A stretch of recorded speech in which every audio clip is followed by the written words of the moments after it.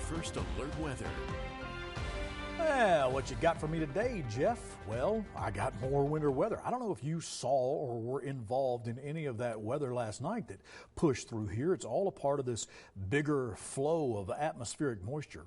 We've got a winter weather advisory in effect for a lot of our area. This begins today and will shift through tomorrow, and it's going to make things icky around here. More of that rain snow mix. And you know what'll happen is it'll get warmer as we start the day and get into the afternoon, and then the temperature will drop and it'll be slushy and mushy tonight and make things difficult for travel tomorrow morning. So go ahead and plan your week accordingly when you wake up with us. We're here at 5 a.m. on the air live before anybody else with everything that has happened overnight and what's new for the day and what's going to happen next, because the snows will start 11 a.m. below Blackfoot and into Pocatello, and then we get to the rest of the afternoon as we head into the upper 30s for later on. You can see the snow's already beginning to trek in here and kind of sneak up on us. I'll zoom out again so you can see where this is all coming from.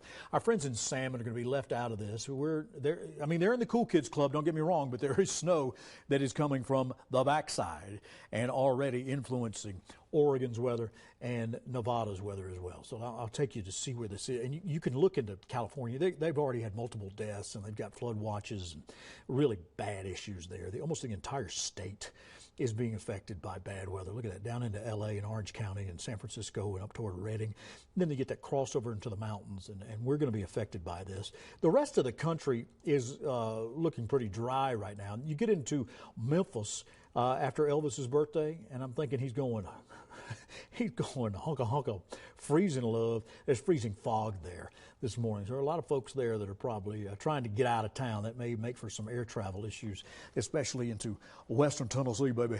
So there's the snow that is going to be pushing toward Boise. As we get the day started, cloud cover will consume us. We'll be in the mid to upper 30s. Rain and snow begin this afternoon. High winds into central and eastern Wyoming. Just not a pleasant situation here. Let me move my little mouse and we'll get into the forecast for the day today.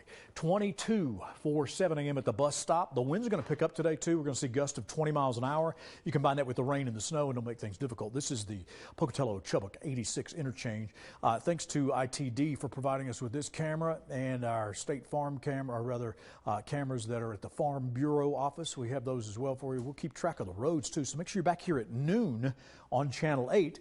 Because we'll be tracking the showers and storms. We'll let you know how that's progressing with the temperatures. And if that low gets stuck around here, these 18-degree temperatures that we've got this morning into Jackson, where the wind chill feels like it's about 11, we'll be warming that up because we will be inverted and everything will be on top of us. So with the showers beginning to move and winter weather advisories in effect, here's a look over Idaho Falls. It's 14, feels like high 5 degrees. Most of us are in the teens this morning for the upper valley areas. Little upside down in Island Park, it's 24, and it is 22 in Blackfoot. We got 15 in Salmon. You get left out of the winter weather advisory because everything is moving in from the south and the west. 5 is the wind chill in IF. It is 1 below when you step outdoors into Arco. You've got to move quick. You've got to go. Pairs of 11s in Blackfoot and Jackson. And below zero wind chills along the Star Valley and Soda Springs, Grace, Montpelier, Burn areas, and 4 below into Pinedale. By the way, you can listen to us now in Montpelier, Burn on QP99 on 95.7. So Dylan, Emma, Todd Kuntz and I will all be there giving you the news and information that you need to get your day started when you wake up into Montpelier Burn. We've got snow showers that are going to start pushing through here by about 11 a.m. So early lunch, I'm thinking, and then just, oh yeah, it's snowing, I'm not coming back later on this afternoon. See how this works?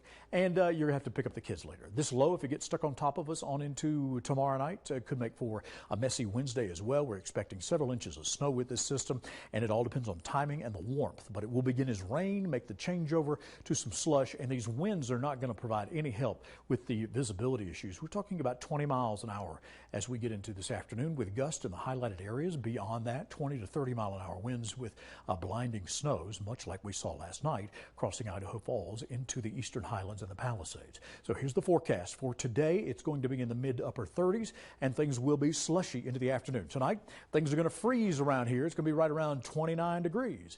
And the 8-day has us hovering right around freezing with good snow chances through Jackson into the teens and cooling off as we clear out.